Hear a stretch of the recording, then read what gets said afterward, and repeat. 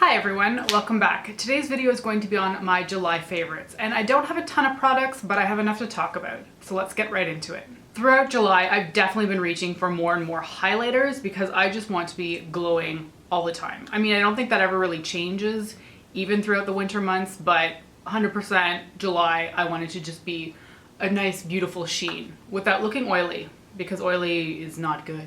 So the first one I kind of went back to because I found myself using it over and over again in all of my tutorials. And I realized just how much I reach for this, on a daily basis, honestly. And that is MAC's Mineralized Skin Finish in Soft and Gentle. This is the first highlighter I ever owned, so it's got the biggest dip in the pan. And in fact, I have hit pan on one of the sides here. It's kind of in the pan, it looks kind of like a peachy golden highlighter. On me, and I am wearing it today, it's quite a soft sheen. It's reflective, it is quite there, but it doesn't come across as pigmented as it can look in the pan. So I find that this one is a really good fail-safe when you're not sure if something like Becca's Champagne Pop has too much peachy golden in it, or something that's like Becca's Pearl has too much white in it. Those are beautiful, don't get me wrong, but they have a lot of color pigment in it, whereas this I find has less pigment and is just a beautiful sheen. So it can be easier to wear with a lot of different face products, really.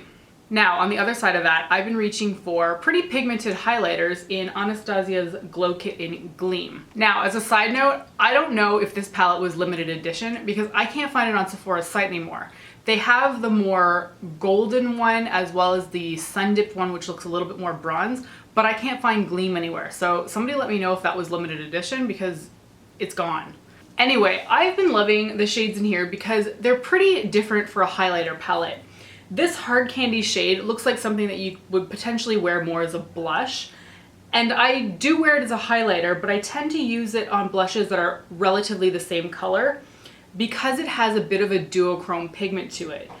It's kind of peach with a reflective pink. It's very unique, but it does change the color of your blush. So it can be a little bit interesting to work with, but when you get the hang of it, it's beautiful. Now the other shades in here are, these two up here are pretty basic, Crushed Pearl and Starburst. I think they'll work on most fair-skinned people because that's what I have experience with. I don't do makeup on other people. But Mimosa, oddly, even though it looks kind of like honestly, it kind of looks a little bit like Amber Light's MAC's eyeshadow, this does work as a highlighter. It does have quite a bit of pigment in it, so I do have to go pretty gently on my skin tone, but I mean, all of these are beautiful as highlighters, and I was kind of expecting to use some of these as eyeshadows.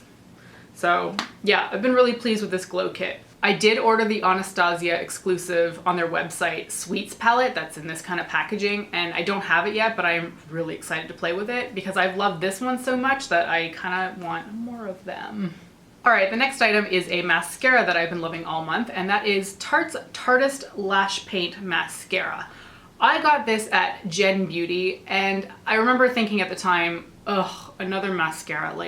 I don't need more mascara samples. They are the sample that is handed out the most in the beauty world, and it's just I've got more mascara than I can get through in the next year. So that gets kind of frustrating, stop giving it to me. But I opened this, I think in July, if not, it was maybe mid-June, and I really enjoy this. It is a plastic brush, so I personally tend to jab myself in the eyeball a lot more with a plastic brush than I do with the natural fibers, but that's a user error for sure. This is just one of the easiest mascaras to use. You don't have to fiddle with it. You don't have to worry about the shape of the brush not fitting your eye. Well, personally, it fits my eye. It combs through my lashes, it fills them in, it lengthens them. It's honestly, for me, it's foolproof. So in general, I've just been really impressed with this mascara, and I haven't wanted to reach for any other ones. I was wearing the Too Faced Better Than Sex Waterproof constantly, and now I'm onto this one, and I can't see myself going back anytime soon. It's a good one. The next item is a single eyeshadow, but it lives in my Inglot 10 pen, and this is just one of those customizable palettes. And it is the shade AMC Shine 24. And it's the only one I've hit pan on in here, so I love it. It's this beautiful iridescent mint shade that is it's breathtaking. I have never found another eyeshadow that's similar to it, and I kind of wonder if Inglot makes like every shade of the rainbow in this sort of muted pastel but iridescent color, because I would love to have like a purple and a pink and an orange of this light tone, but like it's so reflective that it's gorgeous.